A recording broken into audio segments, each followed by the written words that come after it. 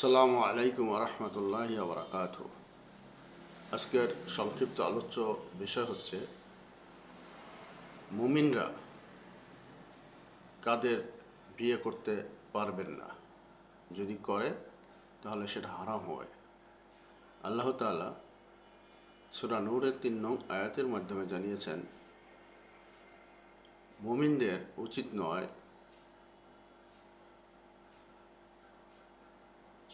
ব্যভিচারী এবং মুশরিকদের বিয়ে করা। ব্যভিচারী এবং মুশরিকদেরকে মুমিনরা বিয়ে করতে পারবে না, এটা তাদের জন্য হারাম করেছেন আল্লাহ রাব্বুল আলামিন। কিন্তু আমাদের সমাজে আমরা কি দেখি, অনেক ব্যভিচারী নারী পুরুষ আছে যাদের মধ্যে পরস্পর বিচ্ছিন্ন হওয়ার পরেও তারা অন্যত্র পারিবারিক সিদ্ধান্তে বা নিজেদের পছন্দে অন্য জায়গায় বিবাহের সম্পর্ক সৃষ্টি করে। কিন্তু আল্লাহ তাআলা জানালেন যে মুশরিক এবং ব্যভিচারী নারী পুরুষ, মুশরিক এবং ব্যভিচারী নারী পুরুষ মুমিনদেরকে বিয়ে করতে পারবে না। আবার মুমিনরাও মুশরিক এবং এবং ব্যভিচারী নারী পুরুষকে বিয়ে করতে পারবেন না, এটা হারাম। তাহলে ব্যভিচারী এবং মুশরিকদের মধ্যে যেহেতু বিয়ের একটা ব্যবস্থা আল্লাহ তাআলা রেখেছেন,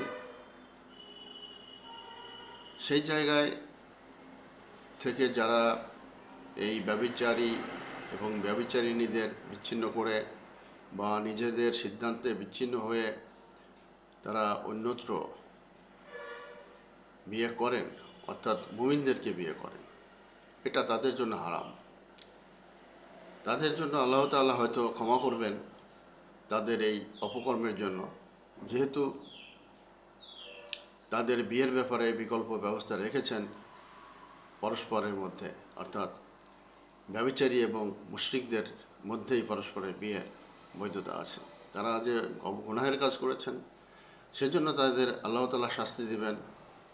আবার যদি আল্লাহর ক্ষমা দয়া পান তাহলে তারা এই শাস্তি থেকে মুক্তিও পেতে পারে। কিন্তু যদি তারা অন্যত্র বিয়ে করে, অর্থাৎ মুমিনদেরকে বিয়ে করে, বা মুমিনরা যদি ব্যভিচারীদেরকে বিয়ে করে, মুশরিকদেরকে বিয়ে করে, সেই ক্ষেত্রে কী অবস্থা? এটা তো হারাম করেছেন আল্লাহ তাআলা।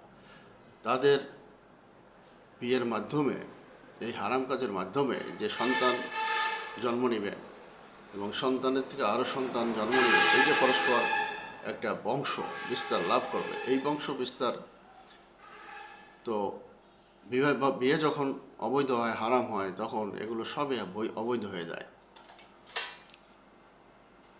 সুতরাং আমরা আল্লাহ তাআলার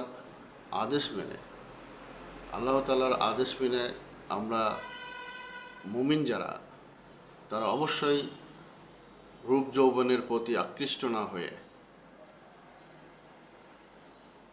ব্যভিচারী এবং মুশরিকদের বিয়ে করা থেকে বিরত থাকি। আল্লাহ তাআলা এই আদেশ দিয়েছেন সূরা নূরের ৩ নং আয়াতে।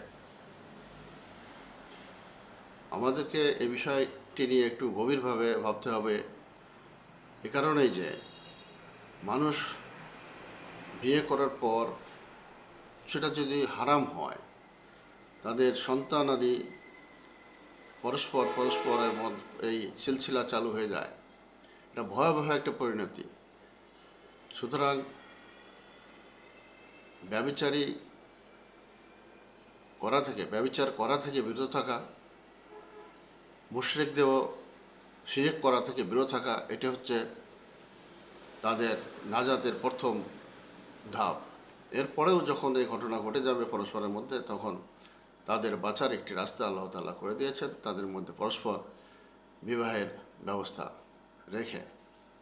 আল্লাহ তাআলা তাদেরকে ক্ষমা করুক এবং মুমিন যারা আছে তারা বিষয়টি নিয়ে ভেবে রূপ যৌবনের প্রতি আকৃষ্ট না হয়ে অর্থ বৃত্তের প্রতি আকৃষ্ট না হয়ে মুমিন ছাড়া অন্য কোনো অর্থাৎ ব্যভিচারী এবং মুশরিক নারী পুরুষকে বিয়ে না করুক।